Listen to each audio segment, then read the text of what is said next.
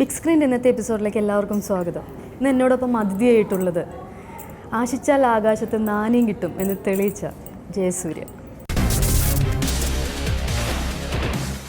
മത്തായി, നമസ്കാരം. കുഴപ്പക്കാരനാണോ? എല്ലാവരും ചോദിക്കുന്ന ചോദ്യമാണ്. മത്തായി പക്ഷേ കുഴപ്പക്കാരനല്ല, അയാൾ വളരെ ജെന്യൂനാണ്. പക്ഷേ ആവശ്യമില്ലാത്ത കാര്യത്തിൽ കയറി ഇടപെട്ട് ചിലപ്പോൾ കുഴപ്പമുണ്ടായി കളയും. അങ്ങനത്തെ ഒരു കക്ഷിയാണ്. നമ്മുടെ മനസ്സിലുള്ള എല്ലാ കാര്യങ്ങളൊന്നും പറയാനുള്ളതല്ലല്ലോ. പക്ഷേ ശുദ്ധഗതിക്കാരെല്ലാം പറയുകയും ചെയ്യുമല്ലോ, അല്ലേ? എന്ന് പറയും എന്ന് പറഞ്ഞതിൻ്റെ ഒരു പര്യായമാണ് ഇങ്ങേര്. വളരെ പാവം പിടിച്ച ഒരാളാണ്, പക്ഷേ എല്ലാവരും ഇഷ്ടപ്പെടുകയും ചെയ്യും. പക്ഷേ ഇയാൾ എന്താ പറയുക, ഒരു ഡോക്ടറുടെ ലൈഫിൽ കയറി വന്നിട്ട് അവിടെ കുഴപ്പമുണ്ടായി കളയുന്നതാണ് സിനിമ. പക്ഷേ MBBS വരെ പഠിച്ചെങ്കിലും അതിനേക്കാളും അനുഭവ ഒരു ഇദ്ദേഹത്തിനുണ്ട്. ആർക്കും മത്തായിക്കുണ്ട്. മേ ബി അങ്ങനത്തെ ഒരു കുടുംബത്തിൽ ജനിച്ചത് കൊണ്ടായിരിക്കാം, ഒരുപാട് കാഴ്ചകൾ കണ്ടിട്ടുള്ളതിൻ്റെ പേരിലായിരിക്കാം മത്തായിക്ക് അയാളേക്കാൾ ഇങ്ങനത്തെ കാര്യത്തിൽ വിവരം കുറച്ച് കൂടുതലാണ്. എങ്ങനത്തെ കാര്യത്തിൽ? അതായത് കുടുംബത്തിനെ എങ്ങനെയാണ്, കുടുംബം എന്ന് പറയുന്നത് എന്താണ്, കുടുംബവും ഇമ്പുള്ളതാണ് കുടുംബം എന്ന് പറയുന്ന രീതിയിലേക്ക് കുറച്ച് തലയ്ക്ക് താമസമുള്ളൊരു കക്ഷിയാണ്. ബാക്കിയുള്ള കാര്യങ്ങളെക്കുറിച്ച് ഒരാളെ ഓപ്പറേഷൻ ചെയ്യാൻ അതൊന്നും പുള്ളിക്ക് അറിയണ്ടാവില്ല. 10 പേരുടെ മുഖത്തേക്ക് ഇംഗ്ലീഷ് സംസാരിക്കാനൊന്നും പുള്ളിക്ക് അറിയില്ല. പക്ഷേ അതൊന്നും അല്ല ജീവിതം. മുമ്പിലിരിക്കുന്ന ഒരാളെ സ്നേഹിക്കുക എന്നുള്ളതാണ് ഏറ്റവും വലിയ വിദ്യാഭ്യാസം എന്ന് പറയുന്ന ഒരു വ്യക്തിയാണ് മത്തായി. ഇതിൻ്റെ ഒരു തീം എന്താണ്? തീം എന്ന് പറയുന്നത് കുടുംബം തന്നെയാണ് ഇതിൻ്റെ തീം. അതായത് ഭാര്യ ഭർത്താവ് എന്ന് പറയുന്ന റിലേഷൻഷിപ്പിലെ എങ്ങനെയായിരിക്കണം ഇവർ തമ്മിൽ എന്ന് പറയുന്നൊരു സംഭവമുണ്ട്.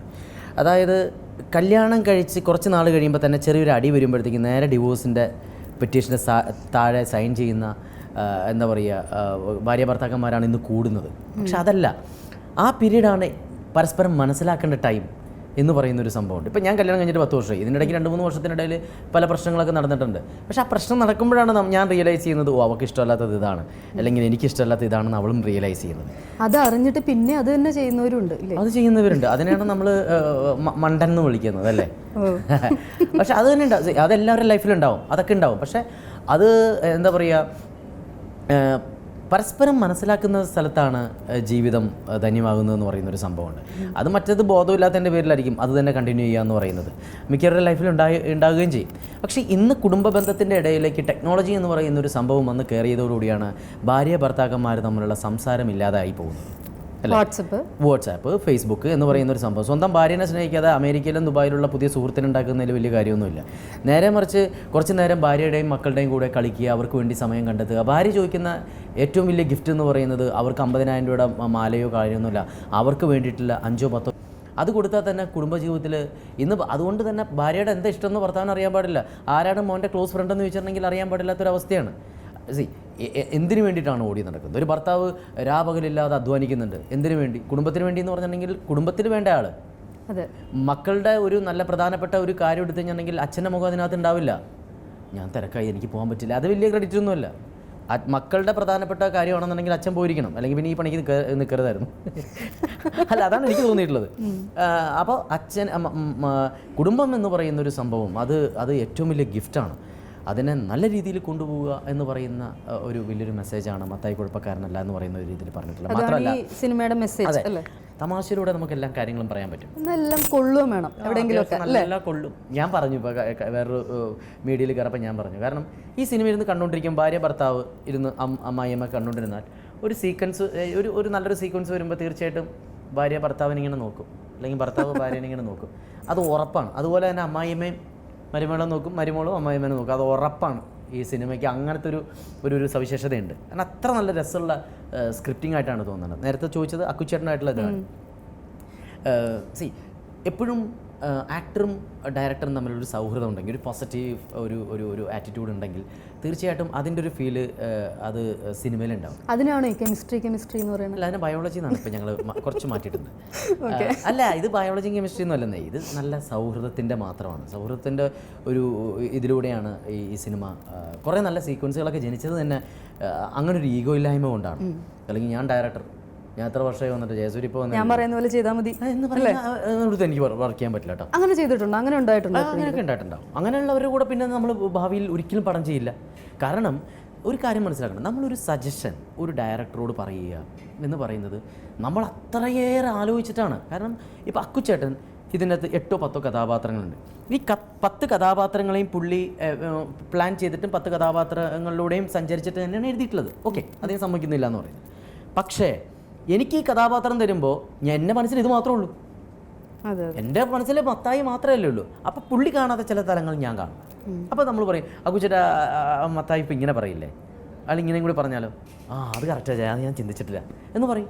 അതൊക്കെ പറയാൻ പറ്റുന്ന എന്തുകൊണ്ടാണ്? സൗഹൃദമുള്ളവൻ്റെ പേരിലാണ്. പുള്ളി ഡയറക്ടർ ചെയറിൽ മാത്രം ഇരിക്കുന്ന ഒരാളാണെന്നുണ്ടെങ്കിൽ ഞാനൊരു ആക്ടർ ചെയറിൽ മാത്രം ഇരിക്കുന്ന ആളാണെങ്കിൽ പറ്റില്ല ഒന്നും. ഇതിൻ്റെ ഇടയിൽ ഇപ്പം ഞാൻ ചോദിക്കും അക്കുച്ചേട്ടാ അത് ഇങ്ങനെ പറയട്ടെ, വേണ്ട ചെയ്യാതെ നമുക്ക് അടുത്ത അവിടത്തേക്ക് കൊടുക്കാം. ഞാൻ പറയാറുണ്ട് അത്. കാരണം അത് അതിൽ തന്നെ എല്ലാം അലിഞ്ഞില്ലാതായി. ഞാൻ പറയട്ടെ, ഞാൻ അക്കുച്ചനും ചിലപ്പോൾ പറയും ജയ് ഇതും കൂടി പറഞ്ഞു, ഞാൻ പറഞ്ഞു വേണ്ട അത് അടുത്തേക്ക് കൊടുക്കാം, വളരെ വൃത്തികേടാവും എന്ന് പറയും. അപ്പോൾ അതൊക്കെ അങ്ങനെയാണ് ഇപ്പോൾ ഞാൻ ചെയ്തുകൊണ്ടിരിക്കുന്ന ആടെന്ന് പറഞ്ഞ പടം. അതിലും ഈ പറഞ്ഞതുപോലെ നല്ല സൗഹൃദത്തിൻ്റെ ഒരു സിനിമ തന്നെയായിരിക്കും. ഇപ്പോൾ ആടിനൊക്കെ ഇങ്ങനെ 2 സൈഡിലൊക്കെയാണോ? ഈ ആട് ഇങ്ങനെയാണ്. ആട് ഒരു ഭീകരജീവിയാണ് എന്ന് പറഞ്ഞ പടമാണ്. അപ്പോൾ അതിൻ്റെ ഒരു ടാഗ് ലൈൻ നമ്മൾ കൊടുക്കാൻ ഉദ്ദേശിക്കുന്നത് തന്നെ തലച്ചോറ് വീട്ടിൽ വെച്ചിട്ട് വരണേ എന്നാണ്. കാരണം നിങ്ങൾക്കൊന്നും വീട്ടിൽ വെക്കാനില്ല, സുഖമായിട്ട് വരാം. അപ്പോൾ അതുപോലെ തന്നെ യൂബിൻ്റെ പുസ്തകം ഇപ്പം ഞാൻ ചെയ്തൊരു സിനിമയാണ്. അതിലൊരു നെഗറ്റീവ് ടച്ചുള്ള ക്യാരക്ടർ. അതെ, അങ്കൂർ റാവുത്തർ എന്ന് പറഞ്ഞൊരു ക്യാരക്ടറാണ്. അത് എനിക്ക് തോന്നുന്നു നമ്മുടെ മലയാളത്തിൽ ഇതുവരെ കാണാത്തൊരു വിഷ്വൽ ട്രീറ്റാണ് ഈ സിനിമ. നമുക്ക് ആർക്കും അഭിമാനത്തോടു കൂടി എടുത്ത് കാണിക്കട്ടാ ഇതാണ് മലയാള സിനിമ എന്ന് പറഞ്ഞ് അങ്ങനെ ഈ ഹോളിവുഡ് റേഞ്ചിൽ തന്നെ എടുത്തു വെച്ചിട്ടുള്ള ഒരു സിനിമയാണ് മലയാളത്തിൽ. അതിൽ നല്ലൊരു കഥാപാത്രം ചെയ്യാൻ പറ്റുക എന്നുള്ളത് എനിക്ക് തോന്നുന്നു. ജയസൂര്യ എന്നൊരു നടൻ എന്ന് പറയുമ്പോൾ എല്ലാ ടൈപ്പ് ക്യാരക്ടേഴ്സും സെലക്ട് ചെയ്യുന്നുണ്ട് അല്ലേ? നായകനാവണമെന്ന് ഒരു നിർബന്ധമില്ല. അതെന്തുകൊണ്ടാണ് അങ്ങനെ? ഇവിടെ ആളുകൾക്ക് നായകനെയൊന്നും അല്ലല്ലോ ഇഷ്ടം. അമ്പിളിച്ചേട്ടൻ എല്ലാവരുടെയും മനസ്സിലുള്ളത് നായകനായതുകൊണ്ടാണ്. ഇവിടെ ആക്ടറെ മതി എല്ലാവർക്കും. ഏതൊരു ഇന്റർവ്യൂവിൽ പറഞ്ഞിട്ടുണ്ട് സിദ്ദിഖിനെ പോലെ ആവണം. അല്ല, സിദ്ദിഖിനെ പോലെ ആവണം എന്നല്ല, സിദ്ദിഖൊക്കെ ആ ഒരു ടൈപ്പ് അല്ല, വേറെ ഒന്നുമല്ല. സിദ്ദിഖൊക്കെ ആണെങ്കിലും അമ്പിളിച്ചേട്ടനാണെങ്കിലും ഈ നെടുമുടി ചേട്ടനാണെങ്കിലും മമ്മൂക്കയാണെങ്കിലും ലാലേട്ടൻ, ഇവരൊക്കെ സിനിമയോട് കാണിക്കുന്ന ഒരു പാഷൻ ഇല്ലേ, ആ ഒരു വിശപ്പ് എന്ന് തീരുന്നു അന്ന് സിനിമ വിട്ട് പോകുക എന്നുള്ളതാണ്. അവരോടൊക്കെ സിനിമയോട് കാണിക്കുന്ന ഒരു പാഷൻ കാര്യങ്ങളൊക്കെ ഉണ്ട്. ഇത് തന്നെയാണ് എനിക്കും. എന്നെ എക്സൈറ്റ് ചെയ്യിക്കുന്ന സിനിമകൾ അതുകൊണ്ട് മാത്രമേ ഞാൻ ചെയ്യുള്ളൂ. അതിന് എനിക്കൊരു നായകൻ എന്നുള്ള ടാഗ് ലൈനിൽ എനിക്ക് വിളിക്കാൻ, അല്ലെങ്കിൽ ഹീറോ എന്നുള്ള രീതിയിൽ, ഞാനൊരു ആക്ടറാണ്, ഞാനത് ഹീറോ ആവും, ഞാൻ ചിലപ്പോൾ സഹനടനാവും, ചിലപ്പോൾ കോമഡി ചെയ്യും. എനിക്കതൊന്നും ഒരു വിഷയമുള്ള കാര്യമല്ല. കഥാപാത്രം എക്സൈറ്റ് ചെയ്യിച്ചാൽ മതി. ഞാൻ നായകനായിട്ട് അഭിനയിച്ച് ഇപ്പോൾ അപ്പത്തിക്കിരി അങ്ങനത്തെ ഒരു സിനിമയായിരുന്നു. ഇപ്പോൾ പുണ്യാളനെ ഗർഭത്തീസ് ചെയ്യുമ്പോഴാണ് ഞാൻ പോയി മങ്കിപ്പൻ എന്ന് പറഞ്ഞൊരു കുട്ടിയുടെ അച്ഛനായിട്ട് ചെയ്തത്. അതെന്തോ അത് എനിക്കറിയാം. ലാസ്റ്റ് അതൊരു റിയാക്ഷന് വേണ്ടി മാത്രമാണ് ഞാൻ സിനിമ ചെയ്തത്. അതെ, കാരണം അതിൽ ടേൺ ആവും മങ്കിപ്പൻ ഇയാളാണെന്നുള്ള കാര്യവും ഇത്രയേറെ മകനെ സ്നേഹിക്കുന്ന അച്ഛൻ എന്നുള്ളത് ആ ഒറ്റ റിയാക്ഷനിൽ മനസ്സിലാവും. അത് മതി. അതുപോലെ തന്നെ പുണ്യാളനെ ഗർഭത്തീസ് ഞാൻ ഹീറോയിട്ട് ചെയ്ത പടമല്ലേ. അത് കഴിഞ്ഞിട്ട് ചെയ്ത പടമാണ് അപ്പത്തിക്കിരി. പിന്നെ ചെയ്ത പടമാണ് ലാൽ ബഹദൂർ ശാസ്ത്രി, യൂബിൻ്റെ പുസ്തകം. അപ്പോൾ ഇതിൽ ഹീറോ എന്നുള്ളത് നല്ല നടനാവാന്നാണ് ഉദ്ദേശം. അത്രേ ഉള്ളൂ. നല്ല നടനല്ലേ എല്ലാവർക്കും വേണ്ടത്. എനിക്ക് അതിനോട് ഒരു കങ്കാരു എന്ന് പറഞ്ഞ സിനിമയിലൂടെയാണ് ജയസൂര്യ എന്ന നടനെ ശ്രദ്ധിച്ചു തുടങ്ങിയത് എല്ലാവരും. മേ ബി ആയിരിക്കും. കാരണം ഞാൻ സിനിമയെ സീരിയസ് ആയിട്ട് കണ്ടു തുടങ്ങിയത് ആ സിനിമ മുതലേ. അപ്പോൾ അതിന് മുമ്പ് എൻ്റെ അടുത്ത് എല്ലാവരും വിളിച്ച് പറഞ്ഞിട്ടുണ്ട് ക്ലാസ്മേറ്റ്സ് ഉഗ്രം പ്രകടനമാണ്. എനിക്ക് ഇഷ്ടപ്പെട്ടിട്ടില്ല എന്ന് വെച്ചാൽ അങ്ങനെ പറയരുത്. അല്ല, അതിൻ്റെ അല്ല, അതല്ല, ഇപ്പോഴാണ് ഞാനത് ചെയ്തിരുന്നെങ്കിൽ അതിനേക്കാൾ നന്നാക്കി ചെയ്യാമായിരുന്നു എന്നുള്ള ഇതാണ് ഞാൻ പറഞ്ഞത്. അന്ന് അത്ര അല്ല ഞാൻ സിനിമയെ സ്നേഹിച്ചിരുന്നത്. പക്ഷെ അതാ ഞാൻ പറഞ്ഞു, ഇന്നാണ് അതൊക്കെ കിട്ടിയിരുന്നെങ്കിൽ ഒരു പൊളിക്കൽ പൊളിക്കാമായിരുന്നു. അപ്പോൾ അതൊക്കെ കങ്കാരു ഓഫ് കോഴ്സ് വേറൊരു മോനച്ചനായി മാറി നിന്നുകൊണ്ട് ചെയ്തതാണ്. അതിൽ നിന്നല്ലേ നെഗറ്റീവ് ടച്ചുള്ള ക്യാരക്ടേഴ്സ് ചെയ്തു തുടങ്ങിയത്. അതൊരു ചോക്ലേറ്റ് നായകൻ എന്നുള്ള രീതിയിൽ. അതിനു മുമ്പ് ചെയ്ത പടമാണ് ചോക്ലേറ്റ്. ഞാനും അവനും കൂടി രാജുവും കൂടി ചെയ്ത പടമാണ്. അതിനുശേഷമാണ് കങ്കാരു ചെയ്തത്. പിന്നെ ലോലിപോപ്പിൽ അവൻ്റെ ഓപ്പോസിറ്റ് വില്ലൻ ചെയ്തു. പിന്നെ വൈരം എന്ന് പറഞ്ഞ പടത്തിൽ ഒരു വില്ലൻ ടച്ചുള്ള ക്യാരക്ടറാണ്.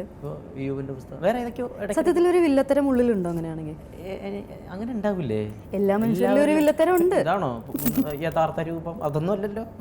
ഇതൊക്കെ ക്യാമറയ്ക്ക് മുമ്പിൽ വന്നിരിക്കുമ്പോഴല്ലേ നമ്മൾ ഉദാത്തമായൊക്കെ സംസാരിക്കുന്നത്. ഇതെല്ലാതൊരു ഒരു രൂപം എല്ലാവർക്കും ഉണ്ട്. പക്ഷേ എന്നിലുള്ള വില്ലത്തരം ഒരിക്കലും അങ്കൂർ റാവുത്തറിൻ്റെ വില്ലത്തരം അല്ലല്ലോ, ഒരിക്കലും മോനച്ചനല്ലല്ലോ. എൻ്റെ വില്ലത്തരങ്ങൾ എൻ്റേതായ വില്ലത്തരങ്ങൾ എൻ്റെ സ്വഭാവമായിട്ട് ചേർന്ന് നിൽക്കുന്നതല്ലേ. പക്ഷെ വേറൊരു വ്യക്തിയായിട്ട് മാറുമ്പോഴാണ്, അല്ലെങ്കിൽ അങ്കൂർ റാവുത്തറായിട്ട് മാറുമ്പോഴാണ് നമ്മൾ പോലും അറിയാതെ നമ്മളിൽ ഒരാൾ ജനിക്കുക അല്ലേ. അത് ശക്തമായൊരു കഥയ്ക്ക് മാത്രമേ നമുക്ക് തരാൻ പറ്റുള്ളൂ, അങ്ങനെ ഒരു പശ്ചാത്തലം തരാൻ പറ്റുള്ളൂ. അതൊക്കെ എനിക്ക് തോന്നുന്നു ഞാൻ കഴിഞ്ഞ സിനിമകളൊക്കെ എനിക്ക് തന്നു എന്നാണ് എൻ്റെ വിശ്വാസം. ഭാമയുടെ കൂടെ അഭിനയിച്ചിട്ടുള്ള എല്ലാ സിനിമകളും ഏതാണ്ടൊക്കെ ഹിറ്റാണ്. അത് ഹിറ്റായത് നല്ല സിനിമയിൽ അഭിനയിച്ചുകൊണ്ടാ, അല്ലാതെ ബാബയുടെ കൂടെ അഭിനയിച്ചുകൊണ്ടാ, അല്ലെങ്കിൽ ബാബേൻ്റെ കൂടെ അഭിനയിച്ചുകൊണ്ടാ. അല്ല അങ്ങനെ ഒരു ചിലപ്പോൾ ഒരു ഭാഗ്യജോഡിയാണെങ്കിലും ഒരു ഭാഗ്യമൊന്നുമില്ല. ഇപ്പൊ എന്റെ പൊട്ടിയ സിനിമകളിൽ ഞങ്ങൾ രണ്ടും കൂടി അഭിനയിച്ചിരുന്നെങ്കിലോ ഇപ്പൊ കഴിഞ്ഞ സിനിമയിൽ ഈ വിശ്വാസം എന്ന് പറയുന്നുണ്ടല്ലോ, അങ്ങനെയുള്ള വിശ്വാസങ്ങൾ എനിക്ക് ഒരു വിശ്വാസമില്ല. ഞാൻ കല്യാണത്തിന് ഒരു ജാതകം നോക്കാത്ത ആളാണ്. എന്ത് കാര്യത്തിന് നമ്മുടെ നല്ല കാര്യങ്ങൾ സംഭവിക്കുന്നത് നല്ല സമയത്താണ്, അത്രേ ഉള്ളൂ. നമ്മുടെ പ്രവൃത്തിയാണ് അതിൻ്റെ ഇത് തരിക, അതിൻ്റെ റിസൾട്ട് തരിക. അല്ലാതെ എൻ്റെ ജയസൂര്യയുടെ കൂടെ ഒരു ഏർത്തുകൊണ്ട് എൻ്റെ സ്വഭാവം മാറും. എൻ്റെ സ്വഭാവം മാറി എൻ്റെ പ്രവൃത്തി മാറും. ചിന്തകൾ ശീലമാവും, ശീലം സ്വഭാവവും ആവും എന്നൊക്കെയാണ് പറയാറുള്ളത്. ചിന്ത മാറ്റിയ സ്വഭാവം മാറും. നന്നായിട്ട് എഴുതുന്നു ഞാൻ പറഞ്ഞു കേട്ടിട്ടുണ്ട്, വായിച്ചിട്ടുമുണ്ട്. അത്യാവശ്യമൊക്കെ എഴുതുമല്ലേ? അത്യാവശ്യം ഞാൻ ഒരു ഒരു മാധ്യമത്തിന് വേണ്ടിയിട്ട് ഒരു പത്രത്തിന് വേണ്ടിയിട്ട് ഞാനിങ്ങനെ കോളം ചെയ്യുമായിരുന്നു. അത്യാവശ്യം എഴുതും. അപ്പോൾ നാളെ ഒരു സ്ക്രിപ്റ്റ് റൈറ്ററെയോ അല്ലെങ്കിൽ ഒരു ഡയറക്ടറെയോ ഒക്കെ പ്രതീക്ഷിക്കാം. അറിയാൻ പറ്റില്ല. ആക്ടറായി, ഇനി അപ്പുറം പാടി പടം പ്രൊഡ്യൂസ് ചെയ്തു, ഇനി എന്ത് സംഭവിക്കും ഒന്നും പറയാൻ പറ്റില്ല. എന്തൊക്കെ സഹിക്കണം. നിങ്ങളുടെ ഭർത്താവിനെ ഞങ്ങൾ സഹിക്കണല്ലേ? പാട്ട് പാടുമ്പോൾ പുള്ളി മലയാളം പാടുമ്പോൾ സഹിക്കണല്ലേ, ഹിന്ദി പാടുമ്പോൾ സഹിക്കണല്ലേ? അതുപോലെ ഞങ്ങൾ നാളെ എഴുതുമ്പോൾ സഹിച്ചോളണം. പക്ഷെ ഒരു കാര്യം പറയാതെ വയ്യാട്ടോ, ഓരോ സിനിമയ്ക്ക് ഓരോ ഗെറ്റപ്പാണ്. അത് ആരിൽ നിന്ന് എന്തെങ്കിലും എവിടെന്നെങ്കിലും പ്രചോദനം ഉൾക്കൊണ്ട് ചെയ്യുന്നതാണ്. പ്രചോദനം ഉൾക്കൊണ്ടോന്ന് തീർച്ചയായിട്ടും. ഞാൻ പറഞ്ഞില്ലേ, മമ്മൂക്കയിൽ നിന്നും അമ്പിളിച്ചേട്ടനിലൊക്കെ കിട്ടിയ ഏറ്റവും വലിയ ഇത് തന്നെയാണ്. ഒന്ന് ആലോചിച്ച് നോക്കി, 10-300 കഥാപാത്രങ്ങൾ അമ്പിളിച്ചേട്ടനൊക്കെ ചെയ്തിട്ട് ആ 300 പോലീസുകാരനല്ലേ? ചിന്തിക്കാൻ പറ്റും. ഞാൻ പറഞ്ഞു ലോകത്തിലെ ഏറ്റവും ഗംഭീര ആക്ടർ ജഗദീഷ് ശ്രീകുമാറാണ് ഞാൻ പറയും. ഗംഭീര ആക്ടർ. കാരണം 4 ഷിഫ്റ്റ് കഴിഞ്ഞിട്ട് ഞങ്ങൾ വർക്ക് ചെയ്തിട്ടുണ്ട്. ലോലിപോപ്പ് എന്ന് പറഞ്ഞ സിനിമയിൽ പുള്ളി രാത്രി 1:30 മണിക്ക് കയറി വന്നിട്ട് എന്താണ് ഈ ക്യാരക്ടർ, പണ്ടെങ്ങാനും പറഞ്ഞ ക്യാരക്ടറാണ്, ഓർമ്മയൊന്നുമില്ല ഐറ്റത്തിന്. എന്താണ് ചേട്ടാ കാതികനാണെന്ന് അന്ന് പറഞ്ഞല്ലോ. ഇയാൾ എങ്ങനെയാണ്, തറയാണോ തത്തറയാണോ? കാരണം അതിനനുസരിച്ച് ചെയ്യാൻ വേണ്ടിയിട്ടാണ്. ചേട്ടാ ഇത്തിരി അത്യാവശ്യം പ്രോഗ്രാമൊക്കെ ഉണ്ട് അല്ലേ? രാത്രി 1:30ക്കുള്ള എനർജി കാണണം കേട്ടോ. ഞാൻ ചമ്പിളിച്ചേട്ടാ ജയസൂര്യ ഞാനൊരു 3 ഷിഫ്റ്റ് കഴിഞ്ഞിട്ട് വരികയാണ്, അതാണ് ലേറ്റ് ആയത്, ഐ എം റിയലി സോറി. അപ്പോൾ തിരക്കുള്ള ആളാണ് അല്ലേ, ടേക്ക്. അതാണ് റിയൽ ഇൻസ്പിറേഷൻ. അമ്പിളിച്ചേട്ടൻ്റെ കൂടെയൊക്കെ അഭിനയിക്കാൻ പറ്റിയത് തന്നെയാണ് എൻ്റെയൊക്കെ ഏറ്റവും വലിയ ഭാഗ്യം. അതുപോലെ തന്നെ മമ്മൂക്ക ഓരോ സിനിമയ്ക്ക് വേണ്ടിയിട്ട് ഇത്രയും വർഷമായില്ലേ, അതിനെ ഞാൻ എന്ത് ചെയ്താലും അക്സെപ്റ്റ് ചെയ്യും എന്നുള്ള രീതിയിലല്ലല്ലോ. നമ്മളിലുള്ള സ്റ്റുഡൻറ്റ് എന്ന് അധ്യാപകനാവുന്നു അന്ന് പഠനം തീരും. സ്റ്റുഡൻറ്റിനെ പഠിക്കാൻ പറ്റൂ. അധ്യാപകൻ വളർന്ന് നിൽക്കുകയാണല്ലോ, അപ്പോൾ എന്നും സ്റ്റുഡൻ്റായിട്ട് നിൽക്കുക എന്നുള്ളതാണ് ഉദ്ദേശം. അതിന് വേണ്ടിയിട്ടാണ് ഈ രൂപമാറ്റങ്ങളും. സ്റ്റുഡൻ്റായിട്ട് നിൽക്കാനല്ല രൂപമാറ്റം. അത് ഓരോ കഥാപാത്രങ്ങൾ വരുമ്പോൾ നമ്മുടെ മനസ്സിലേക്ക് വരും, അയാൾ ഇങ്ങനെയാണല്ലോ, അയാൾ അങ്ങനെയാണല്ലോ, അങ്ങനെ വരുന്നതാണ്. അല്ലാതെ ഒരു കഥാപാത്രം തരുമ്പോൾ എന്തെങ്കിലും ഒരു അപ്പിയറൻസ് ചെയ്യുക, അതെങ്ങനെ പറ്റുക? സ്വന്തമായിട്ട് ആലോചിച്ച് ആ കഥാപാത്രം ആവുകയാണ് അല്ലേ? അങ്ങനെയല്ല, എല്ലാവരും അങ്ങനെ തന്നെ. ഏതെങ്കിലും അങ്ങനെ ഒരു കഥാപാത്രം ചെയ്തിട്ട് അതിൽ നിന്ന് വിട്ടുപോകാൻ ബുദ്ധിമുട്ട്? അങ്ങനെയൊന്നുമില്ല, ചുമ്മാ പറയണേ. ഇല്ല. പക്ഷെ അയാൾ ഹോണ്ട് ചെയ്യും. അയാൾ ഒരിക്കലും നമ്മളിൽ നിന്ന് മരിക്കില്ല. കാരണം നമ്മുടെ ഉള്ളിൽ ജനിച്ച കുഞ്ഞാണത്, അത് അവിടെ തന്നെ കിടക്കും. ഞാൻ ഫോട്ടോ വെച്ച് ഈ ഭാഗത്തൂടെ പോകുമ്പോൾ എൻ്റെ അബ്ദു അവിടെ ഉണ്ടോയെന്ന് ഞാൻ അത് ചിലപ്പോൾ ഒരു ഭ്രാന്തായിരിക്കും കേട്ടോ, നിങ്ങൾക്ക് കേട്ടാൽ ഭ്രാന്തായിട്ട് തോന്നും. എൻ്റെ ബ്യൂട്ടിഫുൾ സ്റ്റീഫൻ ലൂയിസിൻ്റെ വീട് നോക്കുമ്പോഴത്തേക്കും ആളവിടെ എന്ത് ചെയ്യായിരിക്കും എന്ന് ഞാൻ നോക്കാറുണ്ട്. ഇപ്പോൾ ഞാൻ കഴിഞ്ഞവിടെ അപ്പത്തിക്കിരി പാലക്കാട് കൂടെ യാത്ര ചെയ്യുന്നപ്പോഴത്തേക്ക് എന്താ അയാളുടെ അസുഖം എന്ന് ഞാൻ നോക്കാറുണ്ട്. അത് അത്രയേറെ നമ്മൾ അയാളെ സ്നേഹിക്കുന്നതിൻ്റെ പേരിലാണ്. മത്തായും ഓഫ് കോഴ്സ് അങ്ങനെ തന്നെ ആയിരിക്കുമല്ലോ. അയാൾ ഭയങ്കര പാവം പിടിച്ച മനുഷ്യനാണ്. ഇപ്പോൾ എവിടെയെങ്കിലും ഓട്ടോറിക്ഷ ഓടിച്ചു കല്യാണം കഴിഞ്ഞുണ്ടാവും. അപ്പോൾ ഈ സിനിമ സെലക്ട് ചെയ്തപ്പോൾ ഒരു പ്രതീക്ഷ എന്തായിരുന്നു? ഒരു കുറച്ച് നാൾക്ക് ശേഷമാണോ കുടുംബചിത്രം ചെയ്യുന്നത്? ഞാൻ കുടുംബത്തിൽ പിറന്ന ആളുകൾ കാണാൻ പറ്റുന്ന ചിത്രങ്ങളാണ് ഇപ്പോൾ കഴിഞ്ഞ് വന്നതൊക്കെ. കുറച്ചൊക്കെ ന്യൂ ജനറേഷൻ സിനിമകളും ചെയ്തിട്ടുണ്ട്. നിങ്ങൾ ഇങ്ങനെ പറഞ്ഞിട്ട് ഇതൊന്നും കേട്ട് വളരാത്ത ആളുകളെ പോലെ എനിക്ക് വയ്യ. ഇതാണ് നമ്മുടെ മലയാളികളുടെ ഏറ്റവും എനിക്കൊന്നും മനസ്സിലാത്ത കാര്യമാണ്. ഇതൊക്കെ അറിയാത്ത കാര്യങ്ങളാണോ സിനിമ കാണുന്നത്? അല്ലേ?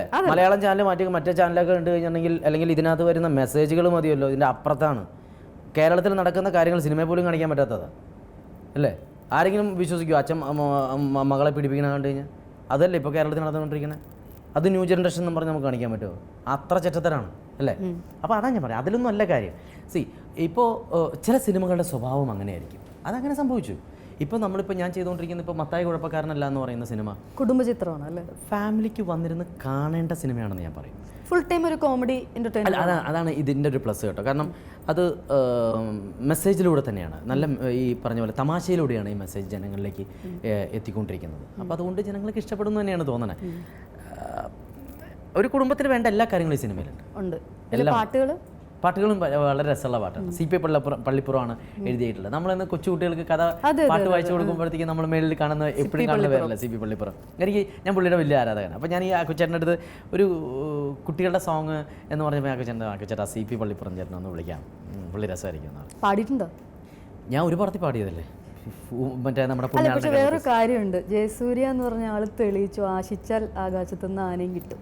ജയസൂര്യ തെളിയിച്ചതൊന്നുമല്ല, ആഗ്രഹമുള്ളവൻ ആർക്കും അല്ല, ഒരുപാട് പാഷൻ ഉണ്ട് ഈ സിനിമയോട് അല്ലേ? അങ്ങനെ ഈ ലെവലിൽ എത്തിയത് എന്തെങ്കിലും മിസ് ചെയ്യുന്നുണ്ടോ? അപ്പൊ ഒന്നും അവിടെ നിന്ന് ഇങ്ങോട്ട് വന്നിട്ട് എന്ത് മിസ് ചെയ്യാൻ? ഒരു ജയൻ എന്നുള്ള ആളിൽ നിന്ന് ഒരിക്കലും ജയസൂര്യ ആയിട്ട് എന്താണ് ഞാൻ പറയുകയാണെങ്കിൽ ഇപ്പോൾ കുറേ വർഷം കഴിഞ്ഞിട്ട് എൻ്റെ അടുത്ത് പറയാണ്, ജയ നീ എന്താടാ ഇപ്പോഴും ഒരു മാറ്റം ഇല്ലടാ, നീ അതുപോലെ തന്നെ എന്ന് പറഞ്ഞാൽ ജീവിച്ചിരിക്കുന്ന ശവമേ എന്നാണ് വിളിക്കുന്നതിന് തുല്യം. സത്യമാണ്. അടി നിനക്ക് എന്തൊരു മാറ്റോടാ എന്ന് പറയുന്നത് കേൾക്കാൻ എനിക്ക് ആഗ്രഹം. ആ അല്ലേ? അപ്പോൾ പിന്നെ മാറണം. മാറിയില്ലെങ്കിൽ നമ്മൾ മാറ്റപ്പെടും. അല്ല, പാട്ട് എന്തുകൊണ്ട് ഇതിലൊരു പാട്ട് പാടിയില്ല? അവസരം തന്നില്ല. അല്ല, പുതിയ കക്ഷിയാണ്. അല്ല, അതുകൊണ്ടല്ല. ഈ സിനിമയുടെ വേറൊരാളാണ് പാടേണ്ടത്. അത് തന്നെ. ഒരു സിനിമയ്ക്ക് ഒരു ആര് പാടണം എന്നുള്ളതുണ്ടല്ലോ. അങ്ങനെ മത്തായി കുഴപ്പക്കാരനല്ല, ജയസൂര്യ കുഴപ്പക്കാരനാണോ? എൻ്റെതായ കുഴപ്പങ്ങളുണ്ടാവും, പക്ഷെ അത് പരിഹരിക്കുക എന്നുള്ള അടുത്തല്ലേ. ആരാണ് തെറ്റ് ചെയ്യാത്തത്? തെറ്റ് ചെയ്യാത്ത ആരുമില്ല. അല്ല, അതിനിടയിൽ കുറച്ച് ചെറിയതായിട്ട് രാഷ്ട്രീയമൊക്കെ ഉണ്ടോ? എനിക്കില്ല. സ്നേഹമാണ് രാഷ്ട്രീയമെങ്കിൽ ഞാൻ രാഷ്ട്രീയം കുറച്ച് പൊതുപ്രവർത്തനം പോലെ ചില കാര്യങ്ങൾ. ഞാനൊരു കാര്യം ചോദിക്കട്ടെ, വഴിയിൽ ഒരു വീടിൻ്റെ മുമ്പിൽ അല്ലെങ്കിൽ റോട്ടിൽ ഒരു ഒരു ഒരു ഒരു ആരോ കൊണ്ട പ്ലാസ്റ്റിക് കവറിൽ വേസ്റ്റ് ഇട്ടു, അതെടുത്ത് മാറ്റിയിടുന്നു, രാഷ്ട്രീയക്കാരനാവണം? അല്ല. വേണ്ടല്ലോ. അല്ല, ആ അത് ചോദിച്ചതാ. നല്ല മനുഷ്യനായാൽ മതി അല്ലേ? അത് ചെയ്യില്ലേ അപ്പോൾ? അല്ലേ? രാഷ്ട്രീയക്കാരിയാണോ? ഞാൻ രാഷ്ട്രീയക്കാരിയല്ല, പക്ഷെ എൻ്റെ അച്ഛൻ രാഷ്ട്രീയക്കാരനാണ്. കുറച്ച് രാഷ്ട്രീയമൊക്കെ ഉണ്ട് അല്ലേ? അല്ല, ഞാൻ അതാ പറഞ്ഞത്, മറ്റുള്ളവരെ സ്നേഹിക്കുക എന്നുള്ളതാണ് രാഷ്ട്രീയമെങ്കിൽ ഞാൻ രാഷ്ട്രീയക്കാരനാണെന്ന് പറഞ്ഞതുകൊണ്ട്. കലാകാരന്മാരുടെ ഇടയിലാണ് കൂടുതൽ രാഷ്ട്രീയം ഉള്ളതെന്നും കേട്ടിട്ടുണ്ട്. സത്യമാണോ അത്? എനിക്കതൊന്നും അറിയില്ല. ഞാൻ ഒന്നും അറിയില്ല. വേറെ ഒന്നല്ല, ഞാൻ ഒരു പ്രത്യേക പാർട്ടിക്ക് വേണ്ടിയിട്ട് വർക്ക് ചെയ്യുന്ന ഒരാളല്ല. ഒരു പ്രത്യേക പാർട്ടിയോട് മമതയില്ല, ഒന്നുമില്ല. നമ്മൾ ആഗ്രഹിക്കുന്ന ഒരു ഭരണം ആര് തരുന്നു അവരാണ് ഉഗ്രൻ പാർട്ടിക്കാർ, അവരാണ് ഉഗ്രൻ രാഷ്ട്രീയക്കാർ. അങ്ങനെ വിശ്വസിക്കുന്ന ഒരാളാണ് ഞാൻ. അല്ലാതെ ഈ പറഞ്ഞതുപോലെ എനിക്ക് ജീവിതത്തിൽ കാണാൻ പറ്റാത്തൊരു കാഴ്ചയാണ് ചാനലിലിരുന്ന് രണ്ടുപേരും കൂടി അടി. സിനിമയിൽ എന്നും നമ്മുടെ ചാനൽ തുടങ്ങുമ്പോഴത്തേക്കും സംഘടനകൾ തമ്മിൽ എന്നും അടി. സിനിമ തന്നെ വെറുത്തു പോവില്ലേ? അല്ലേ? ഇത് തന്നെ ഇപ്പോഴും സംഭവിച്ചുകൊണ്ടിരിക്കണം. രാഷ്ട്രീയത്തെ സ്നേഹിക്കണമെങ്കിൽ അവിടെ ഒരു മനസ്സമാധാനം ആദ്യം വേണ്ടേ? അപ്പോൾ അതിവിടെ സംഭവിക്കുന്നില്ല എന്ന് എനിക്ക് തോന്നുന്നുണ്ട്. എന്തിനാണ് അവരുടെ എല്ലാ പ്രശ്നം അവിടെ ഇരുന്ന് തീർത്താൽ പോരെ? എന്തിനാണ് നാട്ടുകാരെയും കൂടെ അറിയിച്ച് വെറുതെ പ്രശ്നം ഉണ്ടാക്കണം? അതൊക്കെ എനിക്ക് തോന്നാറുണ്ട്. നമ്മൾ മനുഷ്യരല്ലേ? അപ്പം ഇതൊക്കെ എത്ര വർഷമായിട്ട് കാണണം? ഒരുപാട് വർഷങ്ങളായല്ലേ? അല്ലേ? അതൊക്കെ മാറേണ്ട സമയമായി എന്ന് എനിക്ക് തോന്നുന്നു. അല്ലേ? ആ കാലം മാറുന്നതനുസരിച്ച് ആൾ എല്ലാവരും മാറും. ഇപ്പം ജനങ്ങൾ വരെ പ്രതികരിച്ച് തുടങ്ങേണ്ട ഗതികേടായില്ലേ? അല്ലേ? അത് അവർ ചെയ്തില്ല എന്നുണ്ടെങ്കിൽ ജനങ്ങൾ ഏറ്റെടുത്ത് ചെയ്തു തുടങ്ങും പല കാര്യങ്ങളും. പല ടൈപ്പ് സമരങ്ങൾ. അതെ, അതിനോടൊക്കെ ഹർത്താൽ വരേണ്ടത് ഇവിടുത്തെ റോഡ് ശരിയാകാൻ വേണ്ടിയിട്ട് ആദ്യം ഹർത്താൽ വരേണ്ടത് എന്നെനിക്ക് തോന്നിയിട്ടുണ്ട്. അല്ലാതെ ഇതുവരെ അങ്ങനെ ഒരു ഹർത്താൽ ഞാൻ ഇതുവരെ കേട്ടിട്ടില്ല. ആവശ്യമുള്ള കാര്യത്തിനൊന്നും ഉണ്ടാവില്ല. ഏതാണ് പുതിയ പ്രൊജക്ട്? പുതിയത് പാട് ഒരു ഭീകരജീവിയാണെന്ന് പറഞ്ഞ പടമാണ്. അതിപ്പോൾ അതിന് മുമ്പായിട്ട് ഇപ്പം നമ്മുടെ മത്തായി ഇറങ്ങിക്കഴിഞ്ഞാൽ പ്രിയൻ സാറിൻ്റെ പടമുണ്ടാവും, ആമയും മുയലും എന്ന് പറഞ്ഞ പടം. അതിനുശേഷം അതൊരു വലിയ ഭാഗ്യം, പ്രിയൻ സാറിൻ്റെ കൂടെയൊക്കെ വർക്ക് ചെയ്യാന്ന് പറഞ്ഞാൽ. പുള്ളിയുടെ കഷ്ടകാലം നമ്മുടെ നല്ല ഭാഗ്യം അല്ല, അത് എൻ്റെ ഏറ്റവും വലിയൊരു ഭാഗ്യമായിട്ട് വരുന്നുണ്ട്. കാരണം മമ്മൂക്ക, ലാലേട്ടൻ, ഷാറൂഖ് ഖാൻ, അക്ഷയ് കുമാറിനൊക്കെ അവരുടെ അടുത്തൊക്കെ ആക്ഷനും കട്ടും പറഞ്ഞ മനുഷ്യൻ്റെ ആക്ഷനും കട്ടിൻ്റെ ഇടയിൽ എനിക്ക് നിൽക്കാൻ പറ്റുക എന്ന് പറയുന്നത് അതൊരു നിസ്സാര കാര്യമല്ല അല്ലേ? പക്ഷെ ഞാൻ ദൈവം ഞാൻ പുറത്തന്വേഷിച്ച് പോകാറില്ല, അകത്തുള്ളതിൻ്റെ പേരിൽ. മനസ്സാണ് ഏറ്റവും വലിയ ദൈവം. കാരണം ഏറ്റവും എന്ത് കാര്യങ്ങളും ചെയ്യാൻ ഒരുങ്ങുമ്പോൾ നമ്മുടെ നല്ല മനസ്സ് പറയും അത് ചെയ്യണം അല്ലെങ്കിൽ അത് ചെയ്യേണ്ടെന്ന്. ഞാൻ ചെയ്യണം എന്ന് പറയുന്ന മനസ്സ് ചെയ്യണം എന്ന് പറയുന്ന കാര്യങ്ങൾ മാത്രമേ ചെയ്യാറുള്ളൂ. Very good. അപ്പോൾ ഞാൻ പറഞ്ഞു വന്നത് പ്രിയൻ സാറിൻ്റെ. അപ്പോൾ ഞാൻ വിചാരിച്ചു ഭയങ്കര ടഫായിരിക്കും കക്ഷി, ഭയങ്കര ബുദ്ധിമുട്ടായിരിക്കും എന്നൊക്കെ വിചാരിച്ചു. അയ്യോ, ഭയങ്കര തമാശയും കാര്യങ്ങളൊക്കെ പറയുന്ന, തമാശകൾ എൻജോയ് ചെയ്യുന്ന അങ്ങനത്തെ ഒരാൾ. ഞാൻ ഏകദേശം 4-5 ദിവസം കഴിഞ്ഞപ്പോഴത്തേക്കും ഭയങ്കര കംഫർട്ടായി. ഇനി പ്രിയൻ സാറ് എന്നെ ഇല്ലാതെ എങ്ങനെ പടം ചെയ്യുന്ന ഞാൻ അത് വാർത്തിട്ട് പോയി. പിന്നെ അത് കഴിഞ്ഞാൽ ഡേറ്റ് ഇല്ല എന്നാണോ? ഏതാ ഡേറ്റ് ഇല്ല എന്നാണോ? വെറുതെ ഇതൊക്കെ പറഞ്ഞിട്ട് വേണം ഉള്ള സിനിമയും കൂടി കളയാൻ, മിണ്ടാതിരിക്കുക അവിടെ. അത് കഴിഞ്ഞിട്ട് ആടെന്ന് പറഞ്ഞ പടം, ആട് ഒരു ഭീകരജീവി, അതിനുള്ള ഗെറ്റപ്പാണത്, അതിൻ്റെ ഗെറ്റപ്പാണ്. അത് മിഥുൻ മാനുവൽ എന്ന് പറഞ്ഞിട്ടുള്ള ഓം ശാന്തി ഓശാന എന്ന് പറഞ്ഞ പടം എഴുതിയ ആളെ ഡയറക്റ്റ് ചെയ്യണം. നമ്മുടെ മങ്കിപ്പൻ്റെ പ്രൊഡ്യൂസേഴ്സാണ് ഇത് പ്രൊഡ്യൂസ് ചെയ്യുന്നത്. അത് ഭയങ്കര, ഞാൻ നേരത്തെ പറഞ്ഞില്ല തലച്ചോറൊക്കെ വീട്ടിൽ വെച്ച് വരേണ്ട സിനിമ എന്ന് പറഞ്ഞില്ല, അത് അങ്ങനത്തെ ഒരു സിനിമയാണ്. ഭയങ്കര ഫുൾ ഫൺ, അത് മാത്രമേ ഉള്ളൂ ഇൻറ്റൻഷൻ. അപ്പോൾ എല്ലാവർക്കും തോന്നുന്നുണ്ടാവും മത്തായി കുഴപ്പക്കാരനല്ല. ഇതൊക്കെ നമ്മൾ ഫീൽ ചെയ്ത കാര്യങ്ങളാണ്. ഈ സിനിമയിലുള്ള കാര്യങ്ങൾ നിങ്ങളുടെ അടുത്ത് ഷെയർ ചെയ്തെന്നുള്ളൂ. ഇനി അവർ വേണം തീരുമാനിക്കാൻ. അപ്പോൾ അവരോട് തന്നെ പ്രേക്ഷകരോട് ഇനി എന്താ പറയാനുള്ള വെച്ചാൽ പറയും. അല്ലട്ടെ, ഞാനിതിപ്പോൾ നമ്മുടെ കുഞ്ഞ് എന്നും പൊൻകുഞ്ഞ് തന്നെയായിരിക്കും.